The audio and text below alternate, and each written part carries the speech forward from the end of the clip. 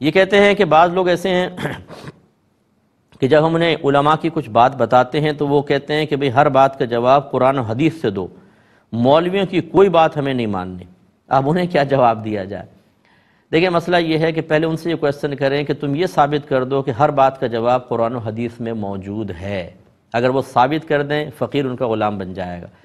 نبی کریم صلی اللہ علیہ وسلم نے حضرت معاذ بن جبل رضی اللہ تعالیٰ عنہ کو جب یمن کا حاکم بنا کر بھیجنا چاہا تو دریافت فرمایا کہ معاذ آپ کس چیز سے فیصلہ کریں گے؟ عرض کی اللہ کی کتاب سے۔ فرمایا اگر تم اس میں نہ پاؤ تو فَإِن لَمْ تَجِدْ، سرکار نے فرمایا اگر تم اس میں نہ پاؤ تو عرض کی میں سنت رسول سے فیصلہ کروں گا، یعنی حدیث سے۔ سرکار نے فرمایا اگر تم اس میں نہ پاؤ تو عرض کی کہ پھر میں اپنی رائے سے فیصلہ کروں گا۔ نبی کریم صلی اللہ علیہ وسلم خوش ہوئے اور آپ نے خوشی سے ان کے سینے پہ ہلکا سا ہاتھ مارا اور ارشاد فرمایا کہ اللہ تعالیٰ کا شکر ہے کہ اس نے رسول کے قاصد کو اس چیز کی توفیق عطا فرمائی جس سے اللہ تعالیٰ اور اس کا رسول راضی ہیں۔ اس کا مطلب ہے کہ مسائل جو تین طریقے سے ثابت ہوں گے، قرآن سے ثابت ہوں گے، حدیث سے ثابت ہوں گے اور قیاس سے ثابت ہوں گے۔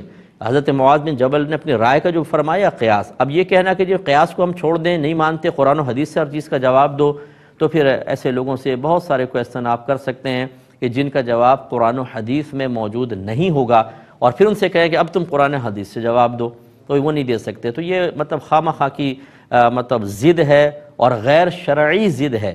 اگر ایسے ہی ہوتا کہ سب کچھ قرآن مجید میں تھا تو اللہ تعالیٰ نے کیوں فرمایا اطیعوا اللہ واطیعوا الرسول واولی الامر منکم، اللہ کی اطاعت کرو، اس کے رسول کی اطاعت کرو اور ان لوگوں کی اطاعت کرو جو تم میں حکم والے ہیں۔ ایک مستند قول کے مطابق اس سے مراد ہیں مجتہدین، فقہاء۔ تو اگر سب کچھ قرآن و حدیث میں تھا تو صرف اتنا ہوتا اطیعوا اللہ واطیعوا الرسول، اللہ کی اطاعت کرو قرآن کے ذریعے، رسول کی اطاعت کرو حدیث پر عمل کر کے، بس ختم، اس میں سب کچھ موجود۔ پھر علماء کی اطاعت کس لیے حکم دیا؟ پھر یہ کیوں فرمایا فَاسْأَلُوا أَهْلَ الذِّكْرِ إِن كُنتُمْ لَا تَعْلَمُونَ، اگر تم نہیں جانتے تو اہل علم سے سوال کرو۔ یہ فرمانا چاہیے تھا اگر تم نہیں جانتے قرآن دیکھو، تم نہیں جانتے تو حدیث دیکھو۔ اب یہ کہہ رہے ہیں مولویوں سے نہ پوچھو، اللہ تعالیٰ فرما رہا ہے کہ مولویوں کے پاس جاؤ، علماء کے پاس جاؤ۔ اس کا مطلب ہے کہ ان کی یہ بات جو اس بات کا مطالبہ کر رہے ہیں کہ ہر چیز کا جواب قرآن سے دیں، وہ خود قرآن کے خلاف جا رہا ہے۔ تو جہالت اسی طریقے سے انسان کو جہالت بھی اور نفس و شیطان اسی طرح انسان کے دماغ کو گھما کر اسے غلط راستے پہ چلا رہے ہوتے ہیں اور وہ اپنے آپ کو حق سمجھ رہا ہوتا ہے۔ پھر یہ کہنا ہے کہ ہمیں مولویوں کی بات نہیں ماننی، مولویوں سے مراد آپ کی کیا ہے یہ بتائیے؟